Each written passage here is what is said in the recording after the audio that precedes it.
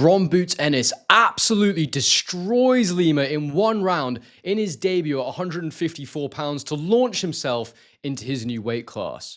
In this video, I'm going to be reacting to and breaking down what was an outstanding performance from Jaron Boots Ennis, analysing and assessing the key detail that made this fight just so easy for him, and it's something he does so impressively and so effectively that to a lot of fighters in my mind is a bit of a gimmick. Trying to provide context to this performance because some people said Lima was great, some people said he was terrible. But where do I think this performance ranks? All before looking at what next for Boots, because there's so many damn options out there. Hello everyone, and welcome back to A Guy Called Henry. Whew.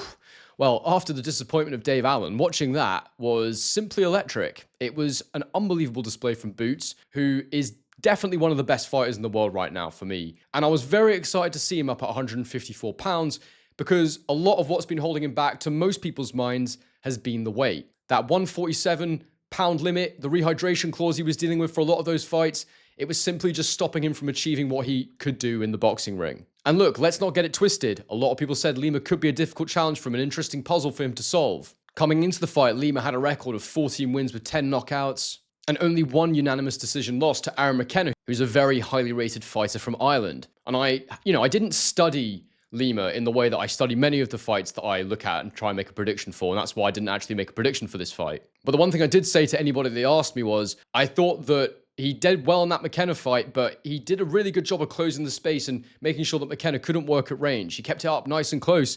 And when I looked at him, I thought, you know what? This guy's very similar to Stanionis, who Boots had recently absolutely dealt with. Now, before the Stanionis fight, I thought that Stanionis might cause Boots a few issues because of that rehydration issue. The way that Stanionis works very hard, he applies a lot of front foot pressure.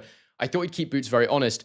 But the two major factors in that one also applied here, in my opinion. Factor one being that the IBF rehydration clause was gone.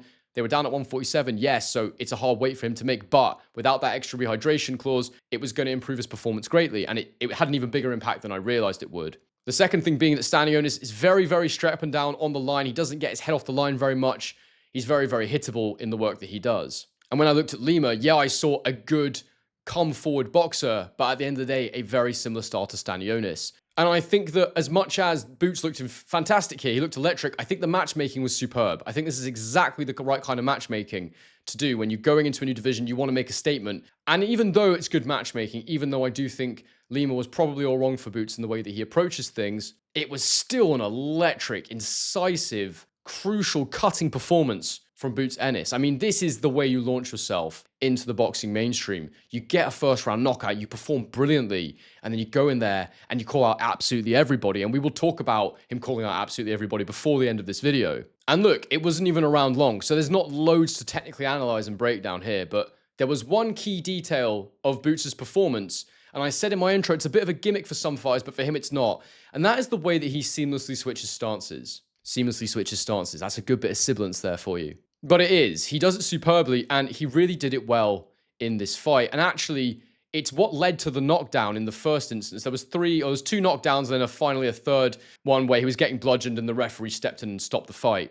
He could have been really hurt and put to sleep, so I thought it was an excellent stoppage from the referee. He gave Lima every chance to continue in the fight. But the first shot that really, set the ball in motion was a lead right uppercut from Boots Ennis. He'd been in orthodox like seconds before that, and then he took a step back, he switched into southpaw, and he started to work. And he started to pressure Lima again in that instance. Lima started to pivot around the man, try and throw something, and he just threw this lovely counter right uppercut from the lead hand position, and it hit him so hard. You can see the power that Boots had. You saw the speed, the sharpness. He had the legs. The legs were the big thing here that I feel like at 47 weren't the same. They were missing a little bit. I think sometimes in a fighter's career, it's easy to be like, what we have, we hold. When you're a world champion at 47, you don't want to give that up. And then he's got 2 belts, but if they couldn't make another unification fight down there, then they were going to get that slap with that IBF rehydration clause again.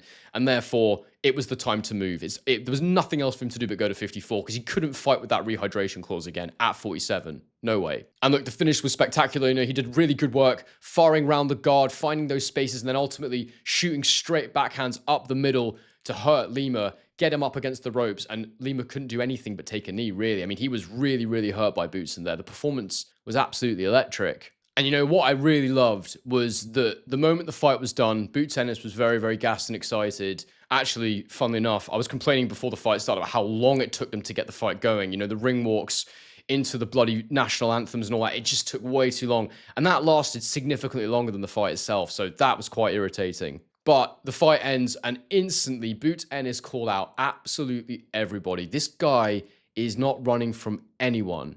And I'm going to pull up on screen now the makeup of the 154-pound division because every single one of these guys can get it from Boots Ennis. He went in there. I loved it. He called out a few names. Then he went, have I forgotten anyone? As if to say, like, remind me, because there's like, 9, 10 good fighters in this rankings list.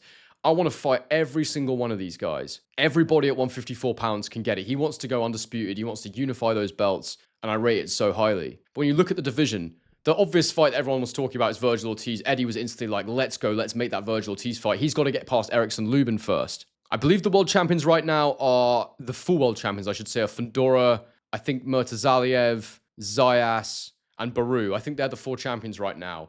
And they're not even necessarily the 4 best fighters in the division. There's a couple of, I think Virgil Ortiz is the interim champion underneath Fundora or something like that. But it's probably the best division in boxing right now in terms of the strength and depth. That's the top 10, Virgil Ortiz, Fundora, Madrimov, Murtazaliev, Lubin, Zayas, Adams, Ramos, Baru, and Bohachuk are the top 10 before we put Boots into the mix. So it's a ridiculous division. And Boots Ennis wants every single one of them. He wants all the smoke. And honestly, look, right now, without studying it fully, without really going into it in detail, when those individual matchups get made, I will be doing that on my channel. But without really thinking about it too hard, I firmly believe at this point that Boots Ennis doesn't have any problems with any of them, really. I just think he's too good, too sharp, too slick. I think there's certain styles of boxer that could give him problems, but now he's so fueled and sharp and ready to go at 54, I think he's going to be a massive problem for everybody. And I think, I need to study all of them, to be honest, to be really committal, but I definitely would make him a favorite against Virgil Ortiz Jr. based on what I've studied so far. I just find he's right in front of you, and he's a very, very tough, durable, resilient guy. But I do really fancy Boots Ennis to put it on him and beat him up, really. Look, I need to study it, like I said, but at this point in time, you have to be excited about Boots Ennis. And look, he's coming off against a fight against a guy where it's hard to rate him because we've only seen him at a good level a couple of times. He's not been in there with any, McKenna could be world level operator, but he doesn't, not consistently appearing at world level operator. I think it was a great piece of matchmaking. And yeah, I'm gassed. Yeah, I'm excited. There's tougher challenges to come. But that is how you introduce yourself to a new weight division.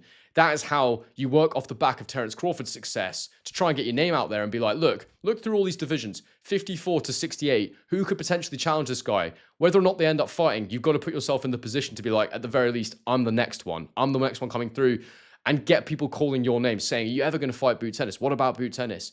And then if Crawford retires without fighting him, which he's perfectly entitled to do because they are, separated by time, I suppose, and by titles and all that sort of thing, and by commercial pulling power more than anything else. At the very least, you say, I'm the one that's going to take his place as the pound-for-pound #1 guy. I'm the next great American fighter that's coming through. But look, guys, get your comments in the comments section below. Let me know what you made of this performance from Boots Ennis. Who would you most like to see him fight next at 154 pounds? Because as we know, anybody can get it right now. Make sure you subscribe to the channel if you're new. We finally broke through 20k, which is a great thing. But I can't wait for Boots Ennis' next fight now. It was a brilliant performance. But you know what I always say, guys?